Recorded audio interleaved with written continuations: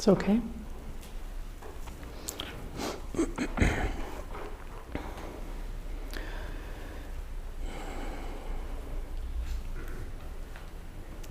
Good morning.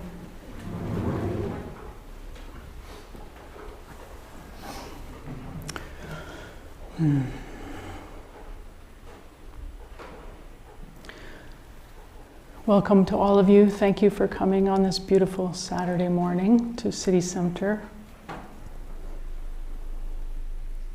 Some days it's not so easy to get up in the morning.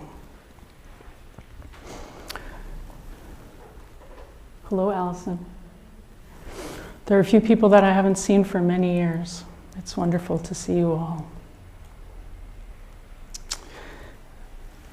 Thank you, Tim Wicks, current City Center Tonto, for an invitation, and Mako for the invitation as well, to speak during this intensive on cooking and our lives. I bring the mind of gratitude as I sit up here for the many teachers that I've had in my life, both living and now deceased.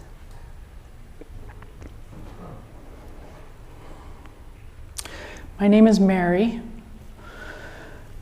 I started sitting formally in 1999.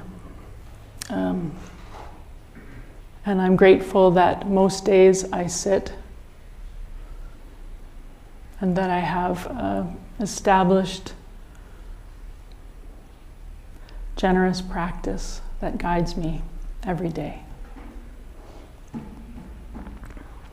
I lived and worked in this community and in the other two temples of San Francisco Zen Center, plus I've lived in other temples and practice centers, both in Europe and in Canada and the United States.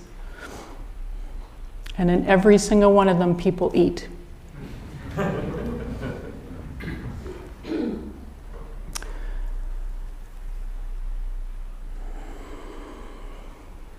So my question today, my question most days for myself and for me to pose to you is, what is the shape of your mind?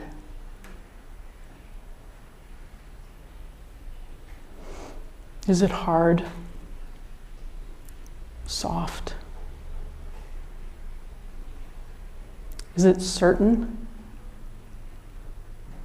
Is it questioning?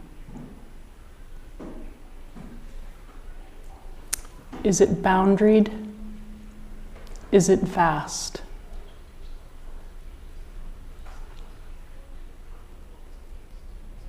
Is it free-flowing or organized?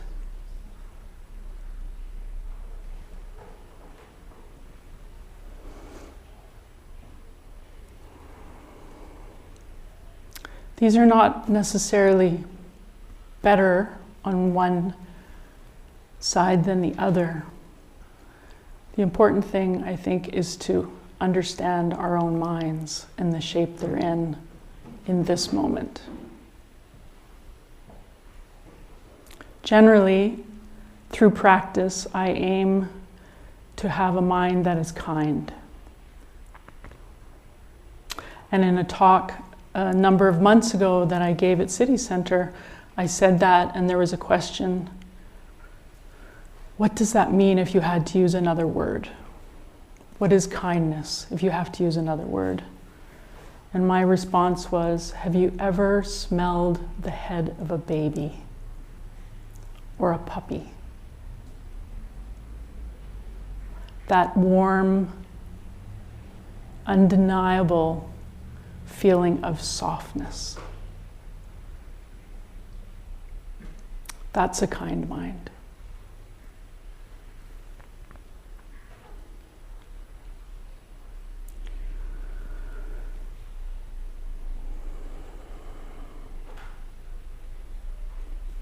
The founder of the Soto Zen school, Dogen Zenji, was born in the year 1200. He was born into the upper echelons of Japanese society. We don't know exactly who his father was. However, we know that his father was in the ruling family at the time. Dogen received an extraordinary education. And at that time, the mind, the intellectual mind, the poetic mind, the conversational mind was valued perhaps above all things. It was this cultured, developed mind that could discuss and argue in polite ways and convince and play intellectually.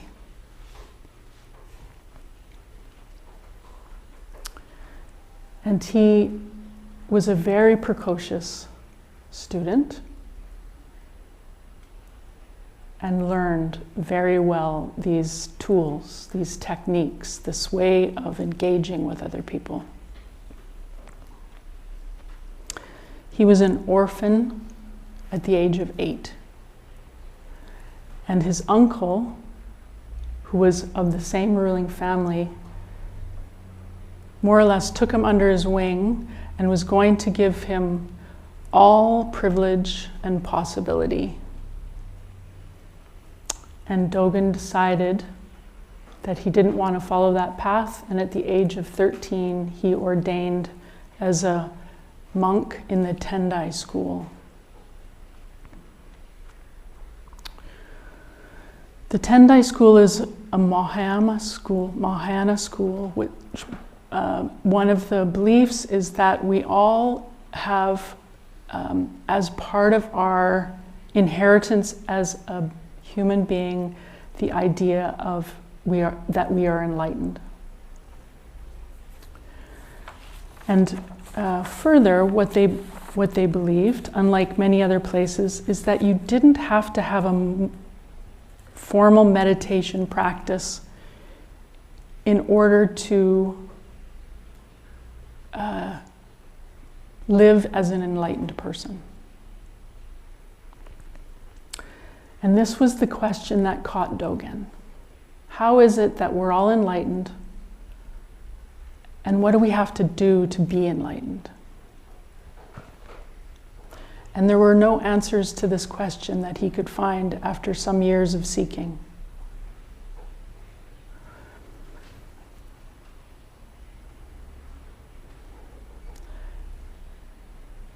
So, in 1223, he decided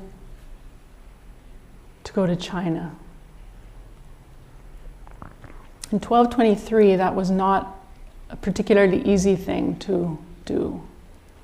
The trip was dangerous and long. So it wasn't just like jumping on a plane. He was seeking.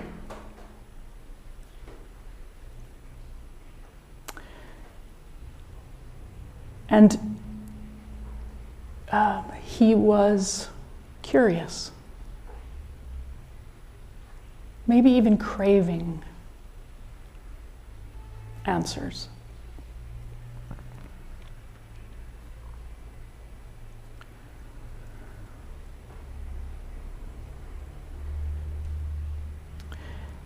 So one of the things that struck me as I read about his life was his recounting of his a couple of experiences of meeting Tenzos in China. You have this person that has this very agile, trained mind. And he's very curious. While he was waiting to disembark from the ship in China, there was a Tenzo that came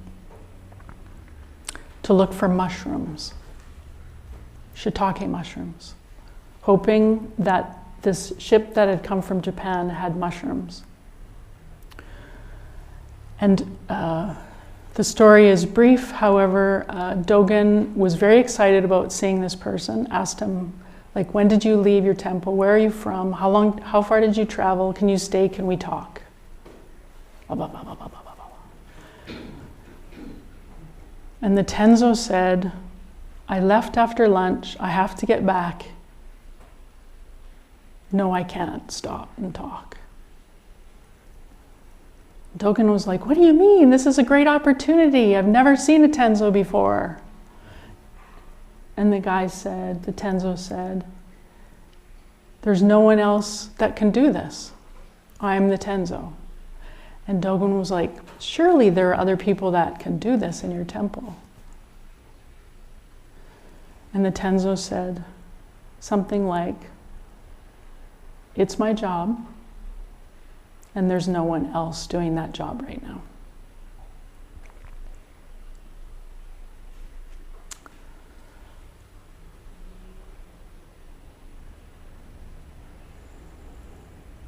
I think that this changed the shape of his mind.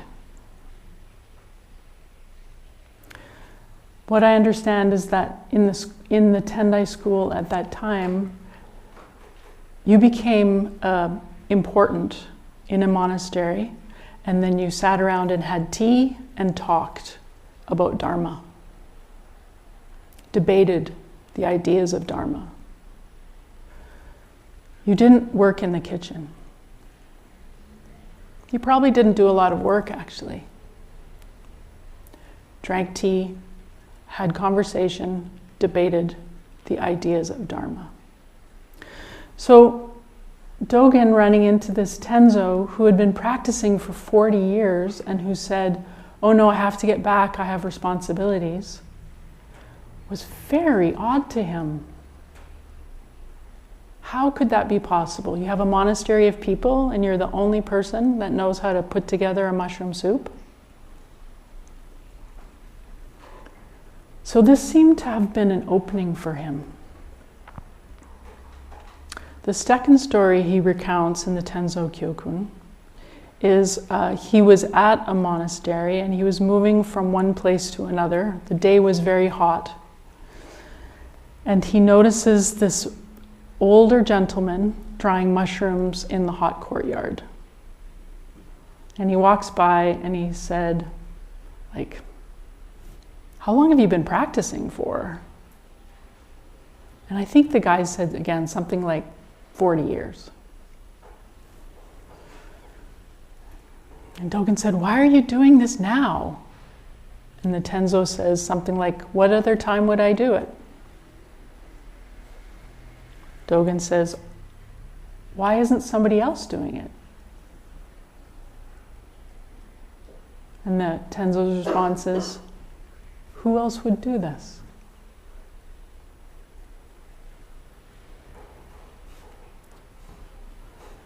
So again, I think this practical approach to Dharma changed the shape of Dogen's mind. He started looking into this more, having conversations about this thing, about this practical thing that was happening in these monasteries in China. Sure, I think there were people having tea and talking. However, there was a lot of work happening in these temples.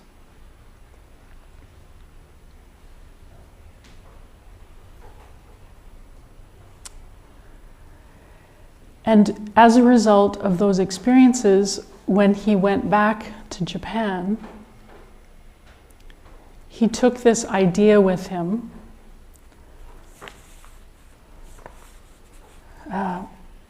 which is seeing what each moment calls for, which I would say is one of the major requests of the Soto Zen lineage.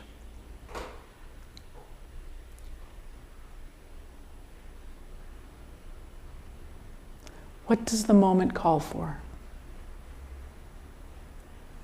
Does it call for tea? Does it call for rolling up the sleeves?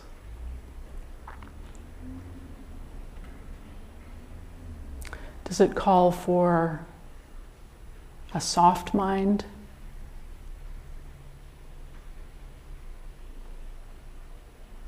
Does it call for a very certain, clear mind? What does the moment ask of you?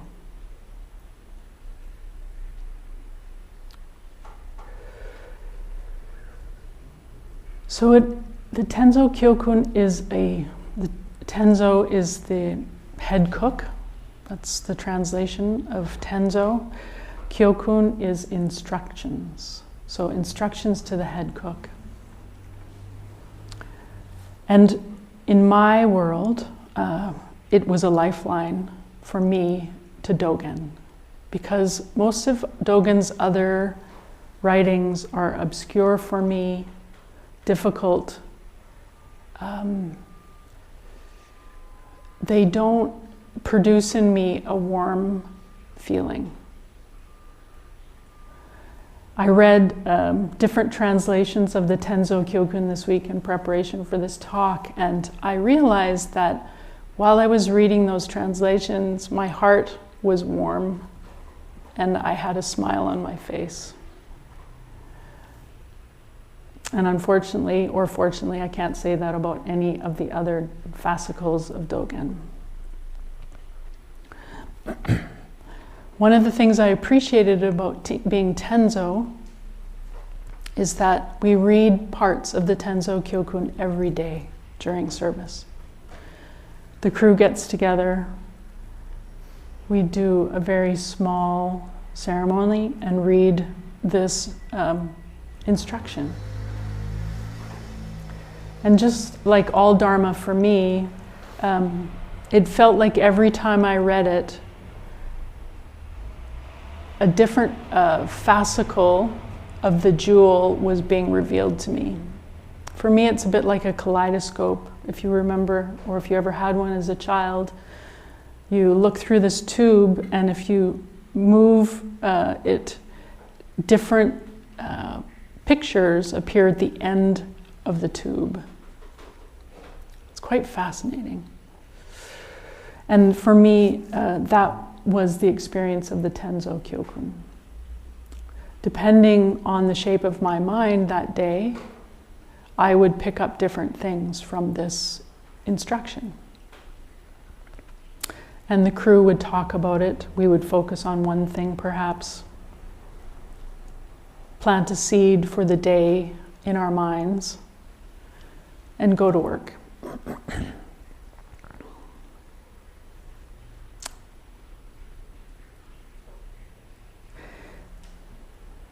And in Buddhism, one of the things that I appreciate is that it recognizes that people have different abilities, different preferences maybe, different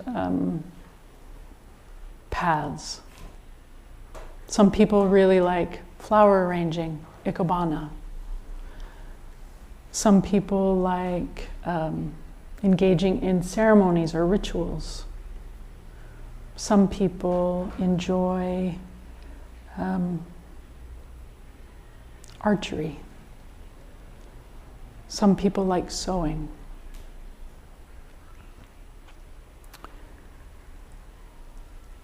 And it was a relief to me that there was a way to study Dharma that seemed to me to be very practical. This document. And for me, it was kind of like a recipe.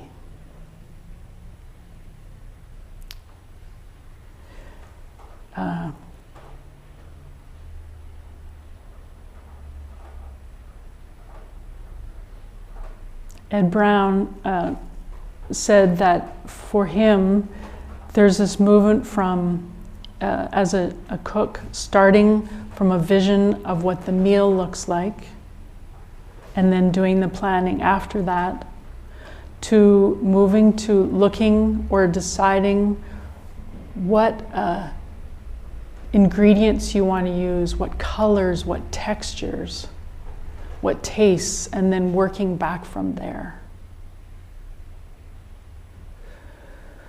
both of those are very good things, I think. It's a different way of approaching. And for me, the Tenzo Kyokun allowed for this changes of approach,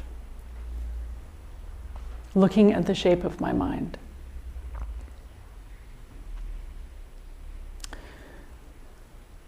So that some of the things that felt important to me as Tenzo were being a steady presence in the kitchen.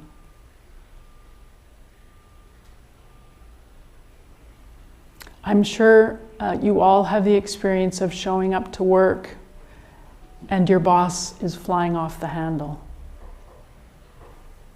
It affects your day, or at least your moment. Being a steady presence in the kitchen allowed for people to have their own mood rather than taking off from my mood. That was really helpful. As Tenzo, I set kind of like behavioral standards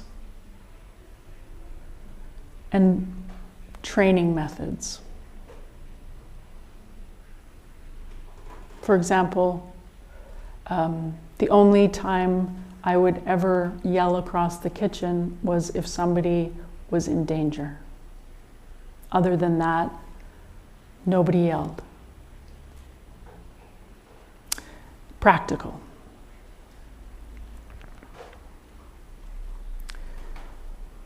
As Tenzo, I enjoyed being curious. Curious about food, curious about the crew. What were they bringing?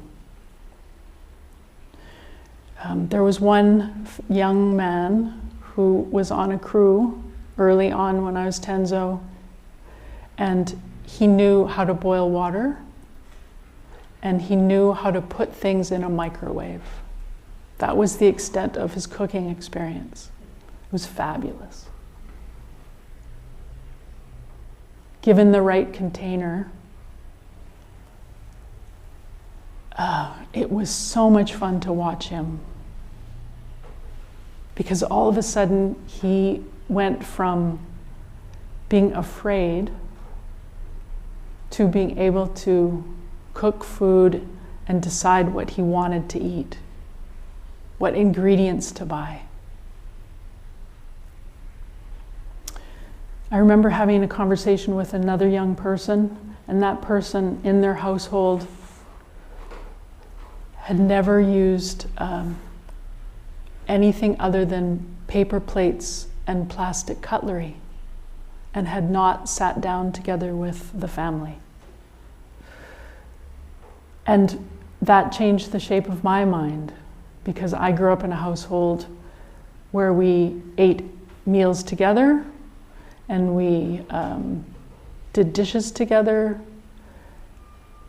and my mom had a fabulous garden, and food culture was like the air I breathed.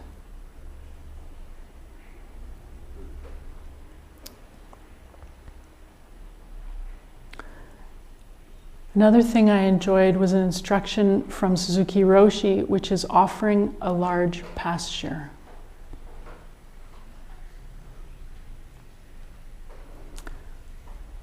What I think this means, or what I took it to mean, is that if you give people space, they will discover who they are. If you give them no space, they will never find out. They will only know what you want.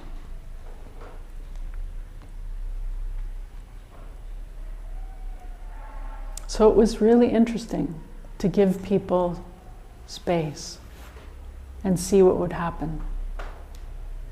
See what kind of cooks they would become. See what kind of food they enjoyed.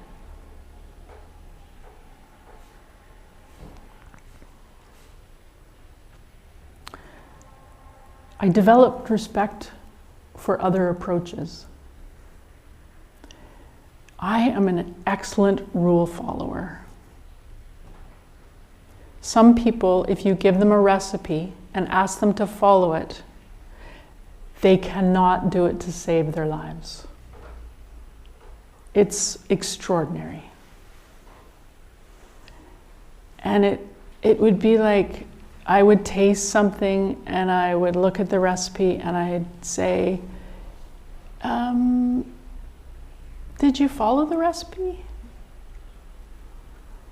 And they'd say, well, this is better.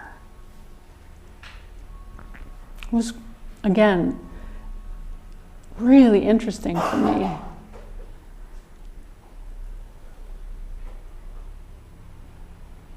And I appreciated the instruction and the ability to follow a recipe, because what it allowed me to do when I was cooking is the first time I made something, I would follow the recipe. I was able to do that.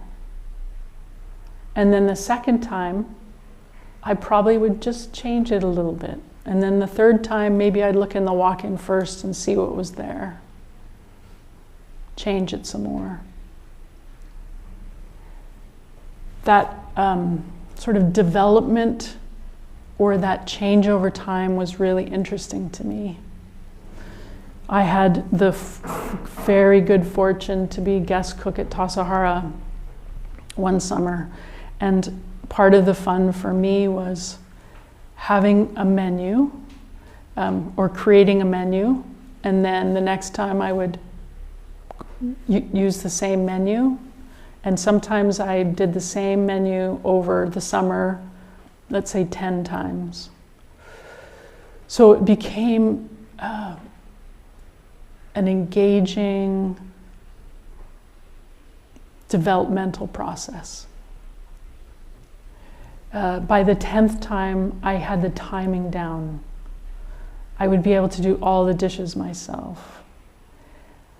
I felt like I was on top of things rather than being completely snowed by things.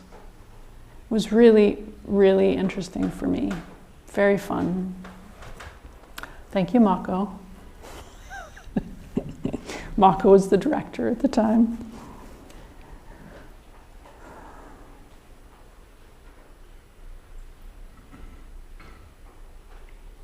So the role of Tenzo is very practical. On one hand, you have to do the ordering, menu planning, figuring out what recipes to use, the cost of things, what's seasonal, what's not seasonal, what's too expensive, what people want, how much to cook, cleaning the kitchen. I really liked the practical part. Partly I like the practical part because my earlier training before I came to Zen Center was as a carpenter. And I remember being told there are 250 different ways to frame a roof. You will learn one of them today, and you can decide what to do next. And part of what was interesting to me was talking to different carpenters and finding out how they framed their roofs. Why? What made that the best way? If they thought it was the best way. If they had ever done anybody else's method of framing a roof. Some do, some don't. Again, is the shape of my mind rigid? Is it flexible? Sometimes it's one, sometimes it's the other. Why is that? These were questions that were up for me when I was in the kitchen. Why some days I would be frustrated with a person because they didn't follow or couldn't follow a recipe, and why some days it was okay. What was going on for me? And being curious about what was going on for them.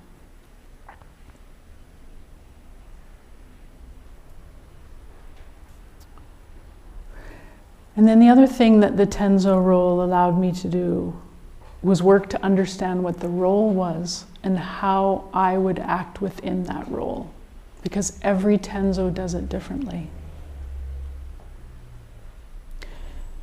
And there are Tenzos that are very happy to tell you how to do it.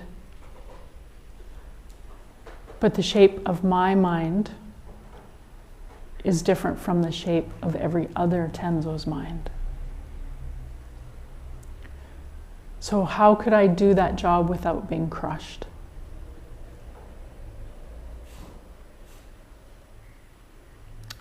It's a big job because people care about what they eat. And if they're at Tassajara where they don't have many distractions, they care even more. You can't go to the movies, you can't buy a new car. You can't even go to sleep when you want. So all of a sudden, the meals become topical, let's say. I was the Tenzo, it was early on in the summer, and I remember there was a meal that one of the guest cooks had produced. It was a breakfast, and it was bagels with cream cheese, some fixings, and that particular guest cook had not said that they were going to put sliced red onions as part of the menu. And we talk through all the menus as a group of guest cooks, and they get posted, and this was the menu that day. And I was sitting at the Tenzo's desk, and this guest flew into the kitchen and said, "That was the worst meal I've ever had, and I've been coming to Tassajara for 30 years. I was like, wow, it was bagels. And this person said, there were no sliced onions. How can you have a bagel without sliced onions? In my world, bagels with sliced onions are a slice of heaven. So I was really puzzled. And this person was furious. And he said, well, give me an onion, I'll slice it. And I said, that was not part of the menu. Oof. And I'm okay with saying that. I felt like I was backing up the meal, the guest cook. This guest was very angry. And it probably didn't have a lot to do with the onion. And then there was another meal where, I don't remember what the dish was, or the menu was, but a guest came in, said, that was the best Tassajara meal I've ever had in all my years of coming here. So happy. Left the kitchen. 2 minutes later, honest to God, this other person comes in furious. That was the worst Tassajara meal I've ever had. So, as Tenzo, that either can be extremely confusing, and you can kind of have lots of conversations with the guest cook about what the meal actually was and what was going on, or it can be like, wow, that person really felt feelings.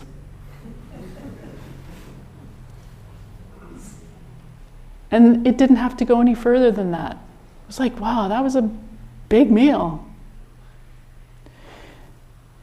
So I felt that this kind of training was fabulous.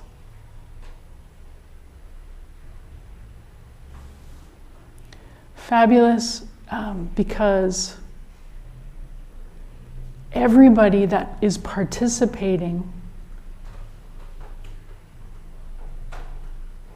everybody that is open to these instructions for the Tenzo, these instructions about how a kitchen works, is thinking about what's going on, is seeing what the moment calls for.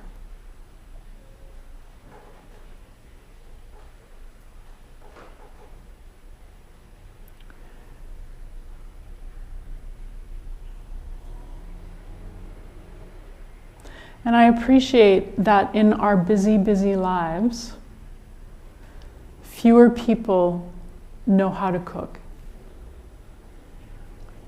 Fewer people have the time or the resources to cook. So this young man who knew how to boil water and to turn on his microwave isn't necessarily unusual. And so what a gift it is to be able to go and work in a place where you are encouraged, expected, shown the tools for feeding yourself and feeding others. From this place of practice, generosity, kindness.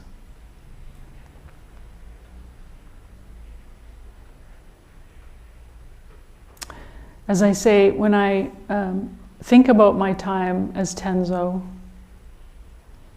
it's mostly the warm-hearted,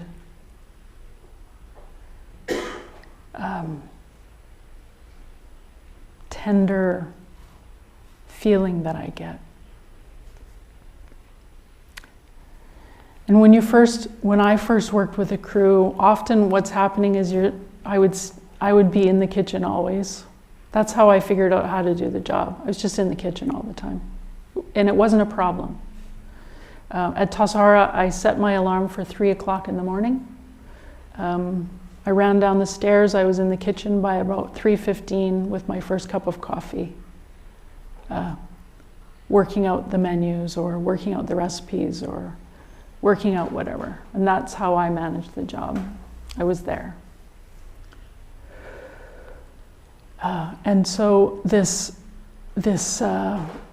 understanding for me what it was to be in there and comfortable with myself and in my own skin allowed me to then be a presence so other people could be the same way. They could show up. They could be there.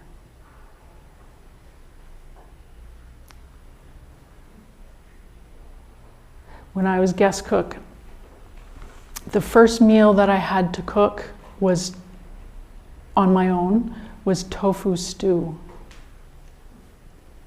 And I arrived, as was the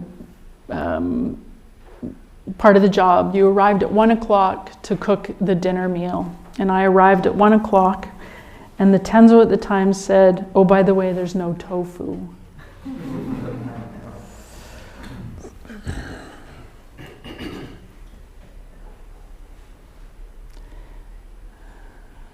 I could have really lost it.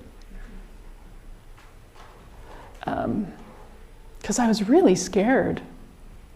You're cooking for like 180 people. No, 80 people. No tofu. So instead, we had a conversation and it became a navy bean stew. Nobody died. And I started to think more like, this is what I want. This is the menu that I think would be good. And if it doesn't happen that way, other things will be possible. Again, this idea of seeing what the moment calls for. The basic request of Soto Zen practice.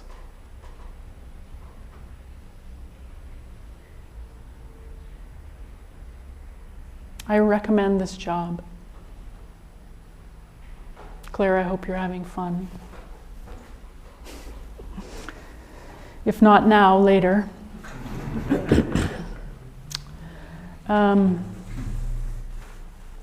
it's the place where I started considering the shape of my mind, working with other people, working with a structure.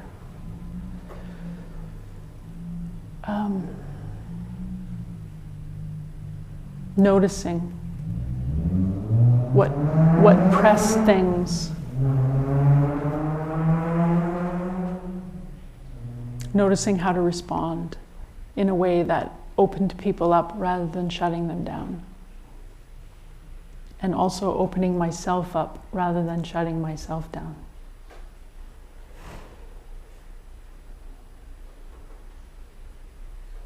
So if you've never read the Tenzo Kyokun, I encourage it. There are many translations. It's a practical document that could encourage you in your working life, no matter what your working life is. Because it's encouraging you to live your life while it's happening. So thank you very much for your attention. And may you eat a marvelous meal soon.